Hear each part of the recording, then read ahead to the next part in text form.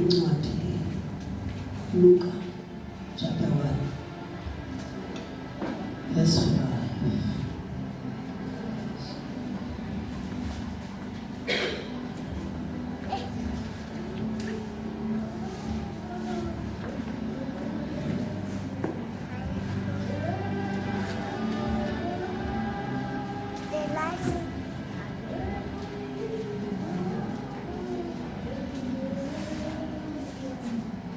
Chapter 1 verse 5. Siyafunda kuncwadi kaLuka chapter 1 verse 5. Hallelujah. Isihloko kule Bhayibheli. Hayi masibekho igama likaYesu. Ngifuna indaba ikhaya masize isihloko. Ukuzalwa kukaYohane kuyavakaliswa. Verse 1. Verse 5. Verse 5. Yemihlaka Herode, ukumkani wakwaYuda, wayekukho umbingeleli othile ogama linguZekhariya, ongowaseqela lika-Abiya, nomfazi wakhe ingowasezintombini zikaAroni, igama lingu-Elishaya.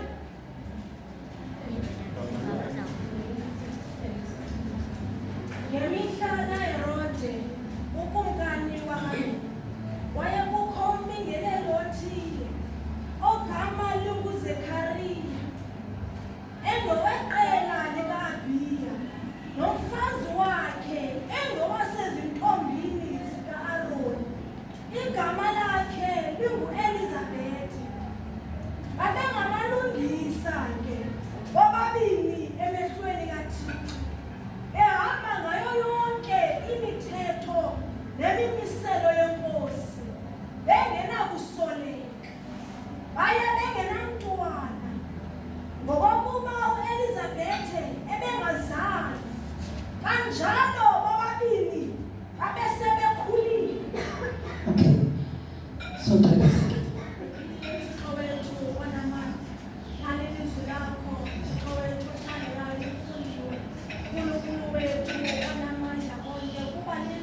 Owathetha ngalo kusenyanyeni wathi nampekukhupha Thixo wethu onamandla onke sihleli phansi silinde ukuthetha kwakho unathumile uNkulunkulu wethu onamandla onke makabe ngumbozo othulula iindaba zakho Thixo wethu oyingcwele thetha ngaye ungafihlisi egameni likaYesu waseNazaretha sithulisa yonke imimoya emelana nelizwi lakho egameni likaYesu waseNazaretha zukiseka in the mighty name of Jesus. Amen. Amen. Siphinde sibusa ke ententeni ngegama likaYesu. Amen.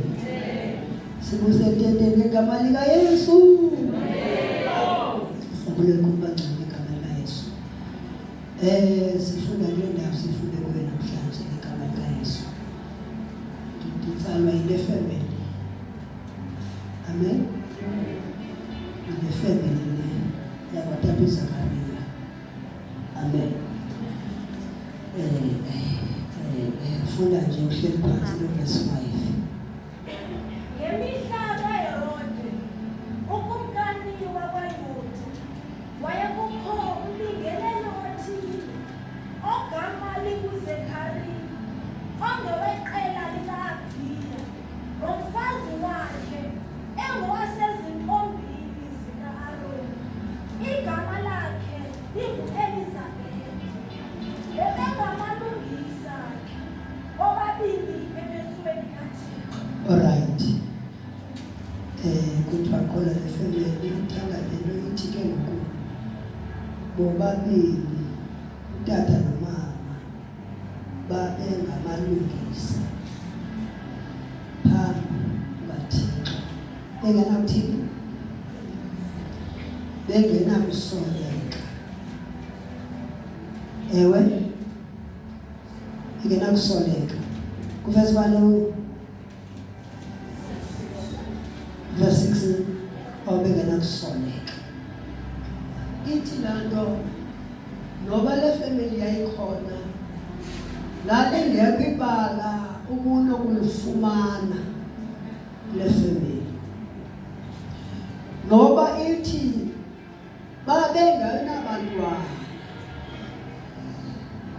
yayikhona into babeyidinga, babengenabantwana.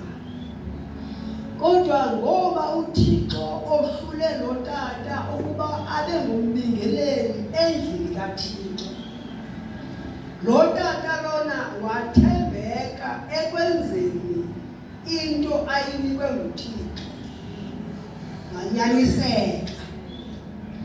Nangona nje kukhona isidingo apha efamilini, inkonzo ayinikiweyo nguThixo ingasileli ngenxa yesidingo sakho. Kuqala injongo kaThixo. Uba uThixo babekhona abanye otata abangabaniki uThixo babangababingeleli, kodwa uZakariya wanika uba ohlulwe abe ngumbingeleli. Utata uZakariya ke le nto uba ayinikwe nguThixo wayisebenzisa ukuba yini uThixo uba andibabale ngale ndlela phakathi kweefemeli ezikhona, andibeke bucala uba ndibe ngumbingeleli endlini yakhe. Ithi loo nto ndincama yonke into ngenxa yoxanduva elibekwe emagxeni am nguThixo. Endlini kaThixo mawungasileli nayinto ebekwe kumphofu. Ingasilela enye, kodwa lo nothi le ndiyibizele nguThixo.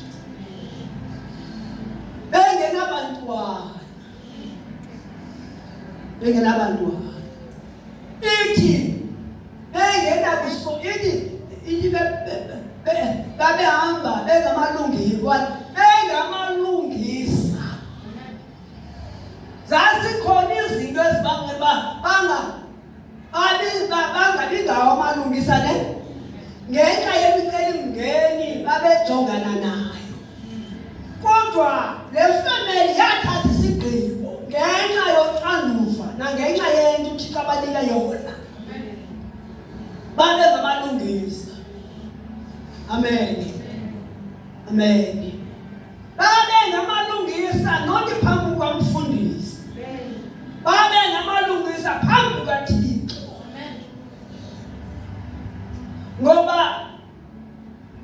Ngoba nje ukhona lapho usilisiwe enompumelelo, uyazikhethela uba lilungisa. Uyazikhethela uba sisibhuti endlini kaThixo. Into uyinikiwe, uxhomeka uzayisebenzisa njani le nto wayinikwa nguThixo. Le family babe ngamalungisa phambi kukaThixo, bengenakusoleka. Loo nto idinga iba ikholwa nekholwa. Uyazi uba kutheni ulapho. Theni ulapho. Ubani lo wakubizayo?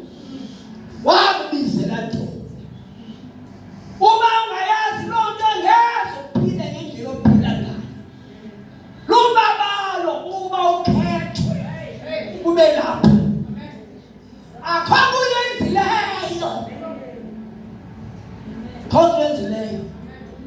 Uba ibinowutyhileka le nto uba ube lapho endlini kaThixo. Le yentsindisi ibinowutyhileka indlela okhonza ngayo, indlela owenza ngayo endlini kaThixo. Ubona ukhonza ngenye indlela. Ingxaki ayikatyhileki. Ile nto yonke into oyenzayo wenza ukuzithandela. Xa ingatyhileka, yonke into uThixo ayithethayo ingayinto yokuqala. Yiloo nto nezishumezi ungazikhuphi. Yile nto leyo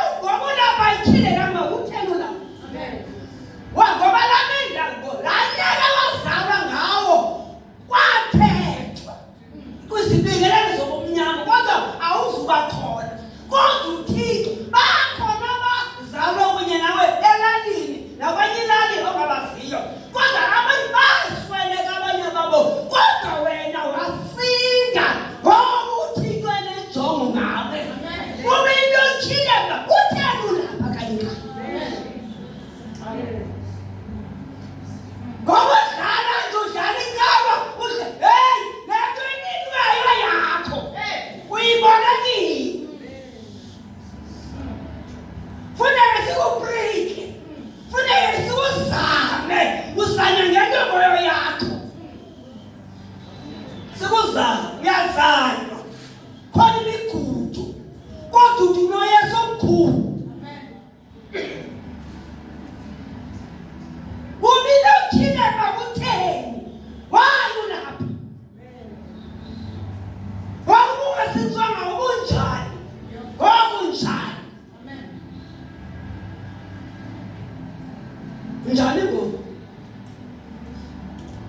uyalibala wawunentwana zehakho ungakhakulale nehakho unamangolwane upeye ungalali kwakho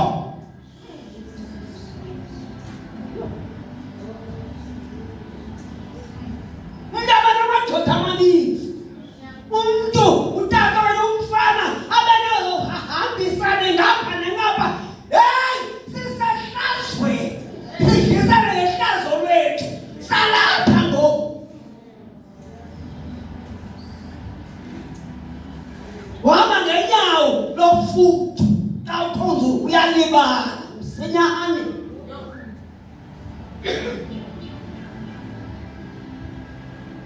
azumhlelo athi amehlo wami avulekile umthwalo wesono ususiwe umthwalo wasuswayo wasuswa ingani wawungenayo umthwalo wasuswa kodwa usakhonza ngozithandela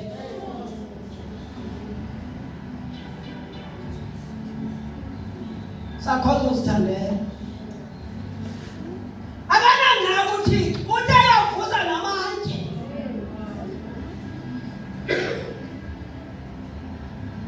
yavuza namanje ngoba le nto ungayenzi le uthixo ebekayo ayeke kungayenzi uthixo kanangxaki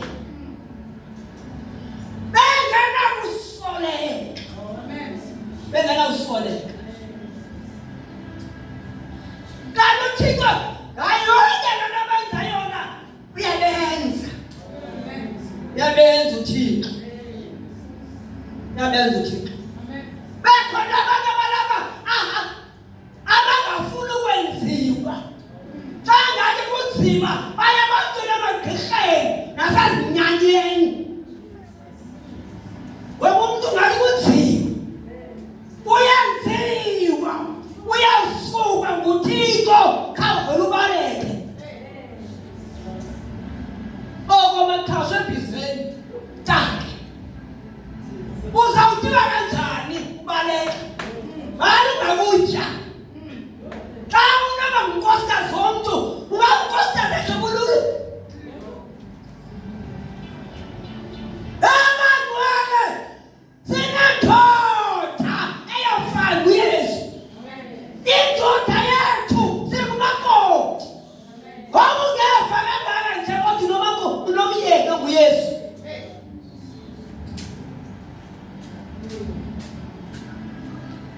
babe ngamalungisa phambi kukaThixo hayi engenakusoleka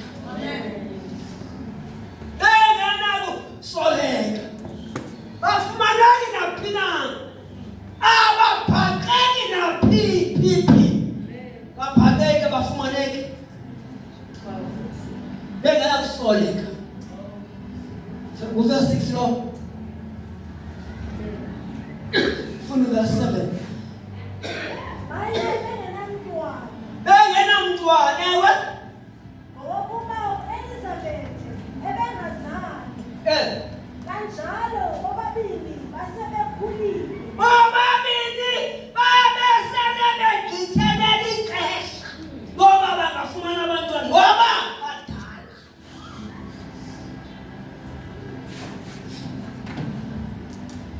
uthixo akangomntu unguthixo wenza into ngexesha lakhe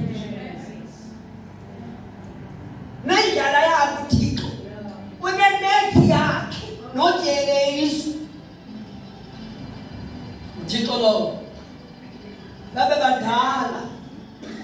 Amen. Verse 14. Yes.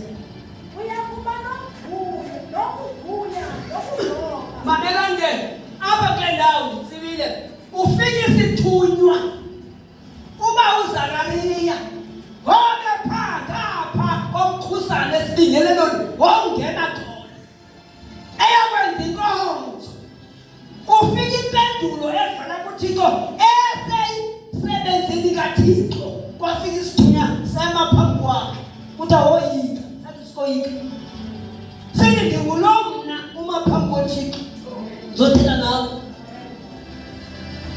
ngoba xa ukhala kuthi kunyanisekile umthandazo wakho nesicelo sakho siphambi koThixo awuyazi imini nonyaka nedeyithi nosuku neveki nenyanga ayawuphendula ngayo kodwa uZakariya wathi ngqo kwenza inkonzo.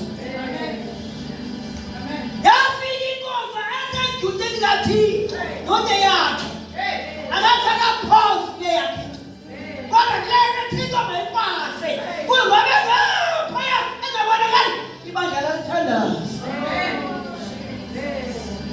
Wafika impendulo umna ndikuluma phambi koThixo ndisekuwe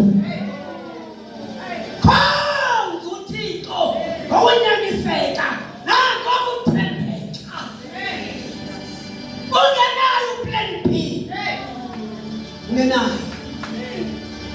Mani yini Thixo abamama babesithi babelambile babase empleni yesitofini bapheke bagalela amanzi abangakuthi mama kokufuthana ukutya akho ukutya balibona lokuzawuvutha ukutya mama bangathi abazayeka phela ugalela amanzi phaa esitofini embizeni abile amanzi xa engaliyathola phela kani bade balala abantwana balala nakuloo nto.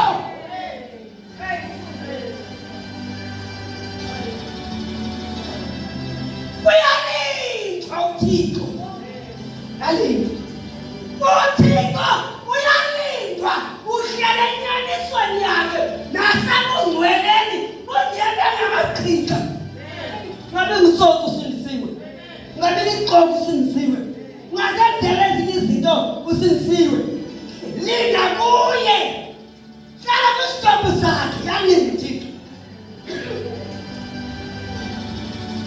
bengitsotsi usindisiwe phofu futhi usindisiwe kodwa ngutsofu ulixoke.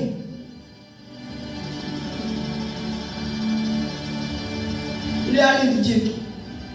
Verse 14. Uyakuba nokuvuya, nokuzonga.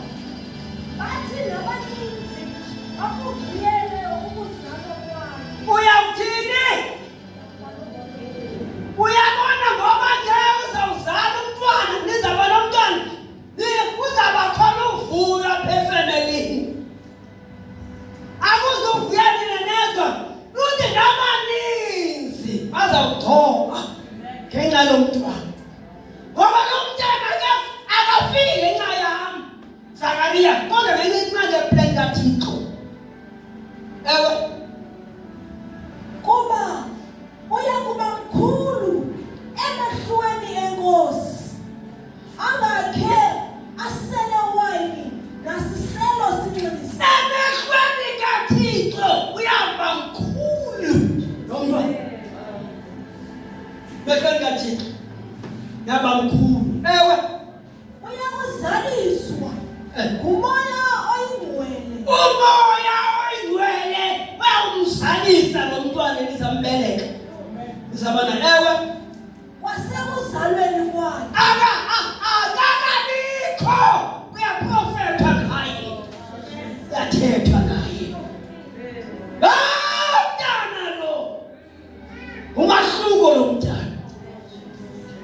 Ewe nento eninzi ke yonyana bakaSirayeli uya kuyibuyisela enkosini emaninzi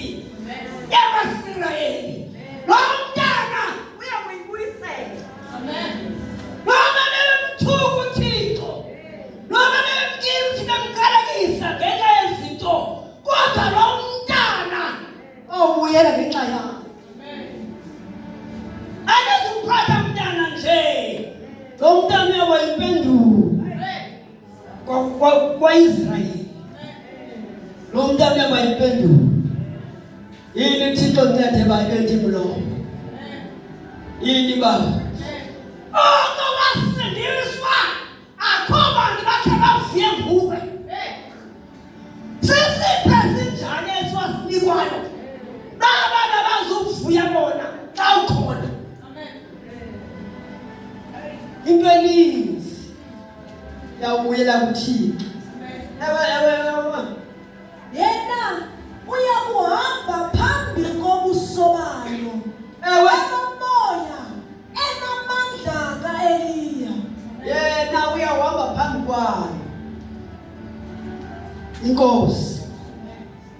Yena uyahamba thi. Nansi inkosi. Yena uyahamba ngaphambili. Enantoni? Enamandla ka-Eliya. Enamandla ndoda enkulu noma emncinci kodwa amandla nawo awendoda enkulu. Ewe Ukuba azibuyisele iinhliziyo zoyise kubantwana. abuyise inhliziyo zoyise kubantwana. Ngoba kungavana nje kwi-community nefembe kodwa lo mntwana hayi madoda. Lo mntwana uyaba yimpendulo. Yaba yimpendulo. Lalapha nompumelelo. Bekhona abantwana onyana bakaThixo apha nompumelelo. Kweli bandla abazaba yimpendulo. Hayi ngifuna umsebenzi. Hayi ngifuna promotion. Hey sonkalile kanje ngathi soyikalile yona. Safuna zakho. Abayiqali nayo. Hey! Kai, yabona lokugezela nabantwana. Gezela unkosikazi, gezela ngumyeni. Khawuye kuThixo. Uzayisolva ngokwakhe.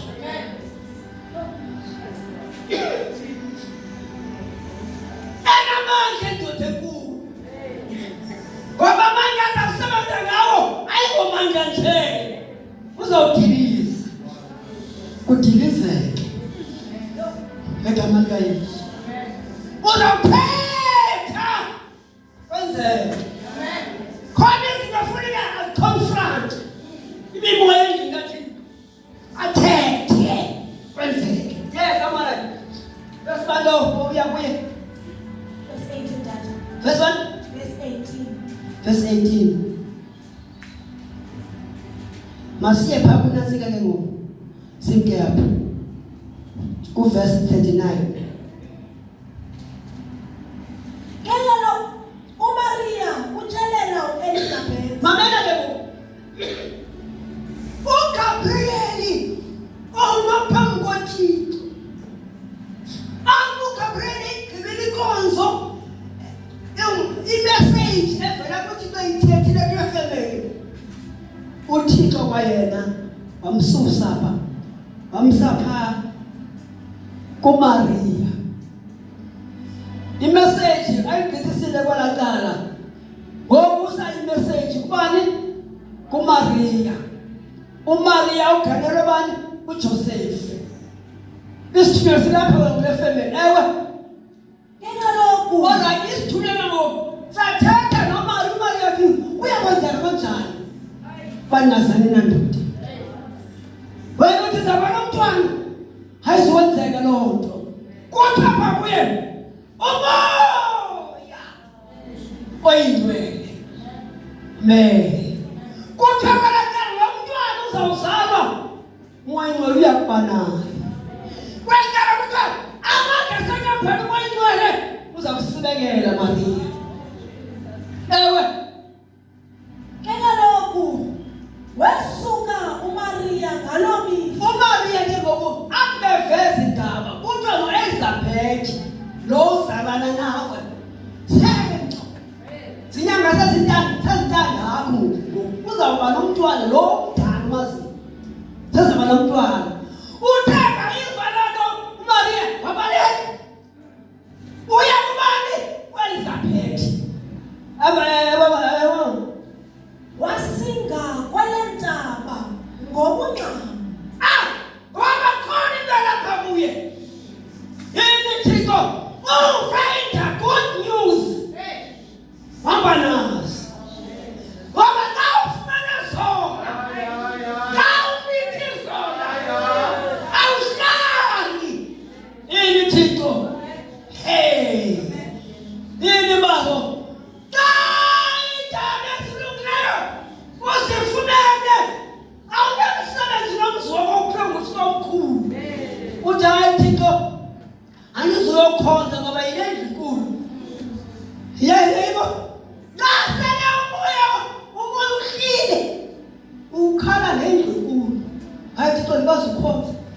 sayilendlu enkulu. Wawiniwa ngale.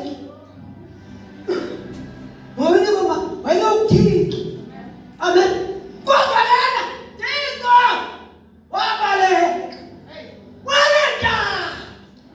Noma yakuthe distance ngenxa yentshisakalo. Wabaleka. Wasinga kwale ntaba. Yes. Ngokungxama. Emzini wakwaYuda. Wangena endlwini kaZekhariya. Wambulisa uElizabeth. Wabulisa uElizabeth. Ewe. Wathi akuva uElizabeth umbuliso kaMaria. Wasuka laqhuma usana. Bathi bangabambana ngezandla. Bathi bangabambana. Hayi madoda. Yini Thixo. Kwaphumuzana kulo. Laphuma kulo. Ngoba imesethe abayinikwe inye. Ayinikwe imesethe eyi-1 kuThixo. Nesithunywa esithunywe kubo sinye kuGabriel. Bathi bangabambana. Hey. Abantwana bona bavana. Yanga ngathi uYohane ubanjwa nguYesu bese sibelekweni. Bavana amandla baphumusana. Wathini? Wasuka laqhuma usana esizalweni sakhe. Ewe. Wesuka wazala ngumoya oyingcwele uElizabeth. Wazalwa uElizabeth. Umoya oyingcwele. Yini Thixo. Hey madoda. Hey. Yini Thixo. Yini Thixo. Yini Thixo. Hey. Kwaba kuthethiwe ngalo mntwana. Ulapha uElizabeth. Manje lo uyawusinye ngamandla kaMoya Oyingcwele. Uyawugcwaliswa. Uyawufunga ngamandla kaMoya Oyingcwele. Uthanda lapha kuMaria. Wena amandla kaMoya Oyingcwele awuzakusineka. Kungolonto yakubiza kuthiwa ngunyaka kaThixo. Bathi bangabambana. Amandla bethethiwe. Akukho. Akuthetha ngawe ngabikho. Yilonto nasi yamazini. Funeka umcele. Yilonto sesithi singene nge-fasting. Noma ungene i-hour, akunani. Kwaphisana noThixo. Ndiyamdinga umuntu waphezulu uMoya Oyingcwele. Umoya Oyingcwele. Wamthini uElizabeth? Elizabeth. Umoya Oyingcwele uzobeka isitambu kusana olungapha. Hayi ma. Umoya Oyingcwele uzobeka isitambu kwini. Uzobeka isitambu kwini. Kwiministry. Uzobeka isitambu kwiministry.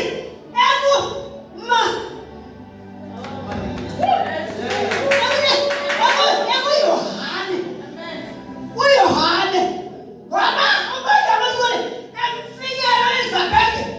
Ayikwazi uElizabeth afike kuyona ngaphakathi. Nasesibelekweni.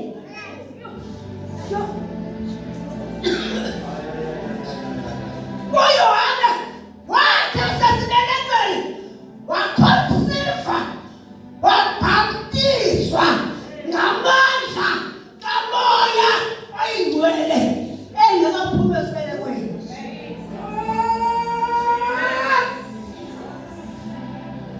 uYohane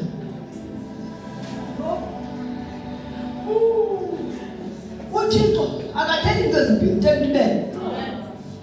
Futhi ubuqoki bethu ngabungcuneli ngcunela izwi lakhe.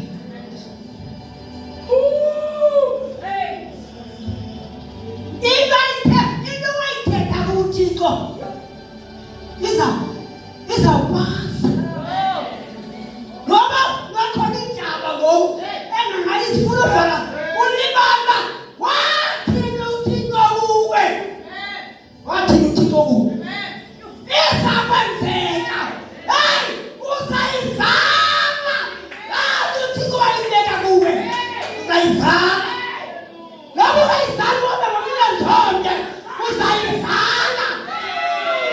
Uzayizama. Uzayizala. Awungale kufanele. Hey, uzayizala man. Awungaguda emsebenzini. Phela yalento. Hey, mele man uthinize. Yakufika ixesha. Hayibo. Jesus. Mele uthinize. Abathinize nabatheni. Why? Abalasiminya sihle. Abangena kusoleka. Ebantwini kuThixo. Hayibo, indlela zabo zihlelile. Ngabaza bazawudiliva. Ngabo. Ngabo. Ngabo. Unity. Unity.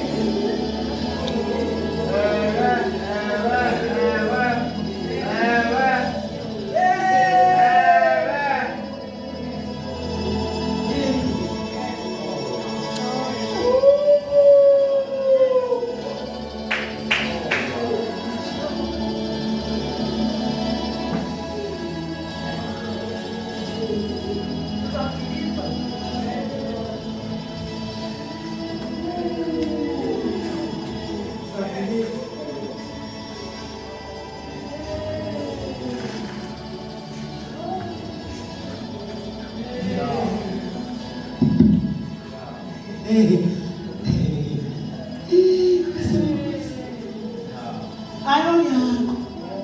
Ezizwe. Lento uhleli nayo.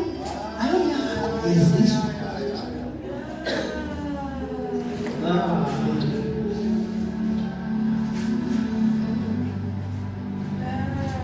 Ngeke ukwazi umela le mimoya kwelibandla. Khona imimoya enzima kwelibandla. Ngeke ukwazi umela nayo. Le unless uvuka.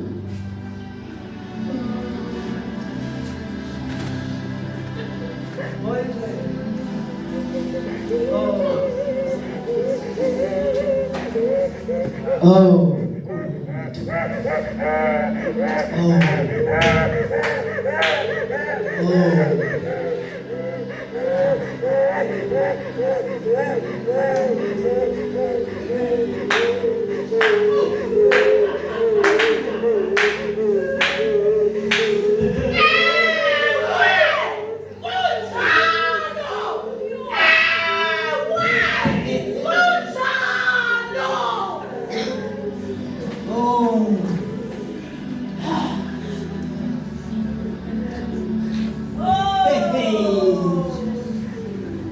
Oh, wow.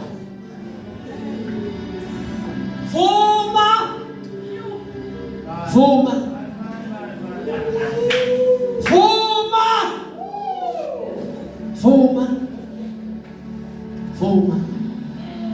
Ukhona umuntu. Umoya ngcwele. Vuma. Sihlambuluke. Siqine.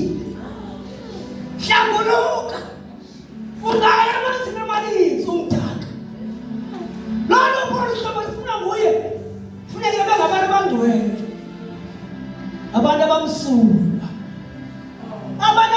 Jopani ingubo zabo kwinozelizwe. Abantu abayisa ilizwe. Abantu abayisa inyama yabo. Khaya uThixo zabanceda. Ungaya emanzini amaninzi usoyiswa inyama yakho. Ungaya emanzini amaninzi usoyiswa lilizwe. Unxibana kanjani, uthebele kanjani ngoba awukohluli. Soyiswa ngomzimba wakho ngegama likaYesu. Oh yawo ingcwele moya kaThixo yini bawo siyathandaza. Lolu phosho lo Thixo alifunayo ngabantu abazamkhonza ngokwengcwele. Noba sawuthandaza umoya ngcwele nakhona into eziphayo endlini azitshilayo athi sikhona into eziphayo endlini ezingazanga ngokho khange size kakuhle azitshiwe. Lord Dr. Calvary ungaya emanzini amaninzi unezinto kufuneka uhlambulule uguquke. Xa sawuthandaza sizawuthandaza nawe namntwana uThixo ndincede. Zalivula ithuba lokuhlambulula ungangene phaa kwalagubhe egameni likaYesu. Sawuthandaza namhlanje umoya ngcwele uready namhlanje. Thixo ndungiyelo ngakudinga moya ngcwele. Cela abantu bakho namhlanje ebusuku moya ngcwele ndakudinga ebusuku. Ndakudinga ebusuku. Moya ngcwele ndakudinga ebusuku. Ncedana moya ngcwele. Ndakudinga ebusuku moya ngcwele. Wathi bangababhala amandla moya ngcwele amfikele. Angafikela ebusuku namhlanje. Hallelujah. Ngiyathandaza nomlotshwa namhlanje ebusuku. Athi moya ngcwele ndungiyelo.